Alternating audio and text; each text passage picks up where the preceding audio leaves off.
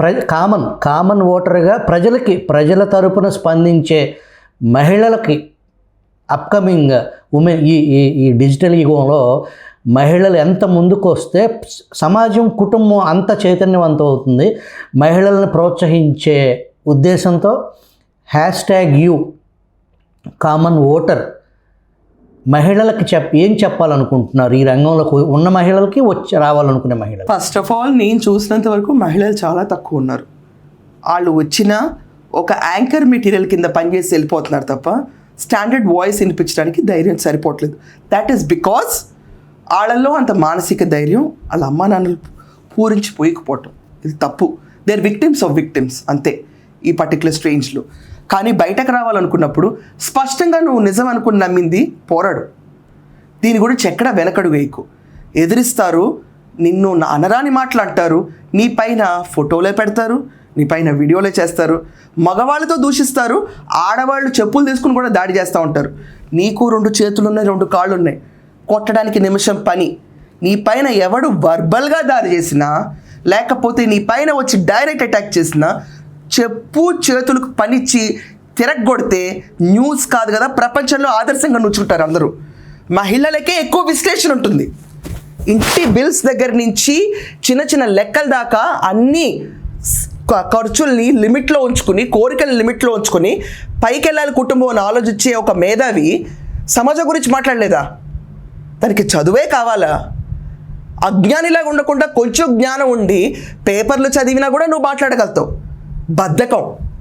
నాకెందుకులే వీటి గురించి మాట్లాడడం, మగవాళ్ళే వెళ్ళలేకపోతున్నారు, మనం ఏం చేస్తామని. మగవాళ్ళకి ఏం కొత్త కొమ్ములు ఉన్నాయి?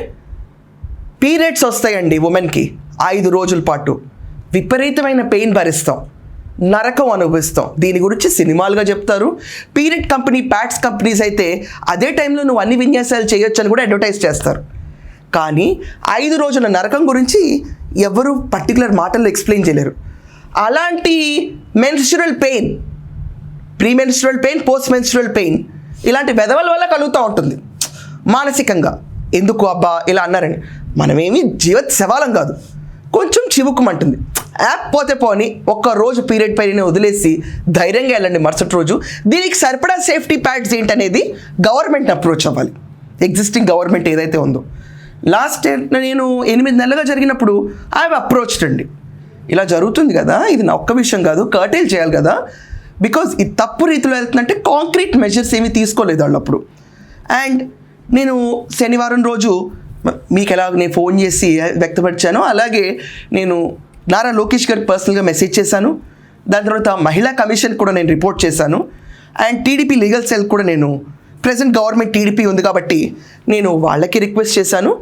రిక్వెస్ట్ తప్ప ఇంకో వర్డ్ అనకూడదు ఇక్కడ నేను. బికాజ్ ప్రభుత్వాన్ని తప్పు అని నేను చెప్పలేను ఇక్కడ. ఎందుకంటే ప్రభుత్వం నుంచి వచ్చిన పంచమర్తి అనురాధ గారే నాకు సపోర్ట్ చేశారు.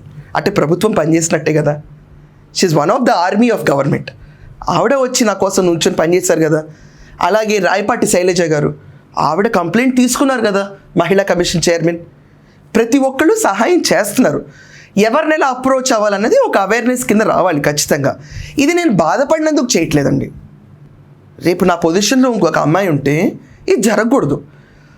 దానికి స్పందనగానో లేకపోతే ఇన్ జనరల్ ఇలాంటి మూకమ్మడి దాడులు ఎక్కువైనాయనో నిన్న ఈరోజు పేపర్లో చదివాను, నారా లోకేష్ గారు కమిటీ ఫామ్ చేస్తున్నారు, దాన్ని ఆయనే హెడ్ చేస్తున్నారు. సోషల్ మీడియాలో ఇలాంటి వచ్చిన వాటన్నిటిని ఖచ్చితంగా వాళ్ళు అంతు తేలుస్తామని చెప్పారు. We will see how great this will work అనేది. I anticipate for good work అవ్వాలని. ఈ కామన్ ఓటర్కి సడన్గా ఒక రాజకీయ నాయకురాలు అయిపోయి చేతి నిండా అధికారం వస్తే మీరు తీసుకునే నిర్ణయం ఏంటి? మొదటి నిర్ణయం, అమ్మాయిల్ని ఇలా పిచ్చి పిచ్చిగా వాగుతున్నా, మహిళలు నవ్వనిండి, పురుషులు నవ్వనిండి, తాట తీస్తా. నేను మాత్రం నోరు మూసి కూర్చోను, మేనమేషాలు లెక్కేస్తా కూర్చోను. నేను చచ్చినా it's a respect of man or a women. They are social beings. వాళ్ళు అక్కడ ఉండాలి ఈ సొసైటీలో. వాళ్ళు ఉంటేనే ఓట్లు వేస్తేనే ప్రభుత్వం వస్తుంది, లేకపోతే ఎవరైనా రాజకీయ నాయకులు అవ్వగలుగుతారు. అంత తీసుకొచ్చి దిగజార్చి ఒక మనిషిని బిలో ద బెల్ట్ కొడితే కనుక నేను మీనమేషాలు లెక్కించను.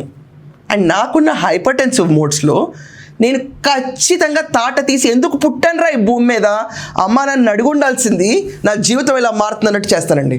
I'm pretty sure power is been given to people with so much of trust ఉండబట్టే సిస్టమ్ కొంతమందిని ఎన్నుకుంటారు మంత్రుల కింద. ఆ శాఖ మంత్రులు దానికి సరిపడా నిలబడట్లేదు అని చెప్పి చాలామంది అంటారు. కానీ ఒక అటెంప్ట్లో ఫెయిల్ అయినా 2వ అటెంప్ట్లో సక్సెస్ అవుతారేమో, ట్రై చేయండి అని నేను అంటాను. నెవర్ ఆల్వేస్ సే వేస్ట్ అనుకు. నీ అటెంప్ట్ రాంగ్ అయ్యి ఉండొచ్చు, ఇంకొకసారి ట్రై చెయ్యి. నీకు న్యాయం జరగాలి అన్న ఆలోచన ఉంటే ట్రై చెయ్యి. లేకపోతే పోతే పోనీ నేను అన్ను ముడుచుకొని కూర్చుంటాను, భయపడతాను అంటే భయపడు. This is your life. భయపడు, నీ చాయిస్ నీది. భయపడ్డం అన్న పోరాటం అయినా it's your choice, it's not anyone's choice. ఎవరో చెప్తే వచ్చి మాట్లాడరండి. డబ్బులు తీసుకుని మాట్లాడతారు. ఇది కూడా నా పైన ఒక బ్రాండ్ నేమ్ వేశారు, ఎవరో నాకు డబ్బులు ఇస్తున్నారని. నాకు అర్థం కావట్లేదు. అంతే నన్ను రిచ్ చేసేవాళ్ళు ఎవరు? మా అమ్మ తప్ప నాకు ఈ రోజు దాకా నన్ను డబ్బులు ఇచ్చిన నాకు ఎవరు లేరు. లేకపోతే నేను సంపాదించుకోవడం కూడా చాలా చిక్లెట్స్ పీనట్స్ అండి, ఎందుకు పనికిరావు. మా మదరే ఇవ్వాలి నాకు డబ్బులు. ఆవిడ తప్ప నాకు డబ్బులు ఇచ్చిన వాళ్ళు ఎవరు లేదు. ఎవరో ఇచ్చేస్తున్నారు డబ్బులు. ఎవరిస్తారండి బాబు? ఇలాంటి మాటలు చెప్తారు. అండ్ ఇంకా రాస్తారు చాలామంది, నాకు పెళ్ళిళ్ళు అయిపోయినాయి. నా తెలియని పెళ్ళిళ్ళు నాకు ఎప్పుడైనా నాకే తెలియట్లా. అవి చూసే నాకు నవ్వు వస్తుంది. అంతవరకు okay, I'm okay with all this kind of thing. కానీ బిలో ద బెల్ట్ కొడుతున్నారు చూడండి, తాట తీయాలి.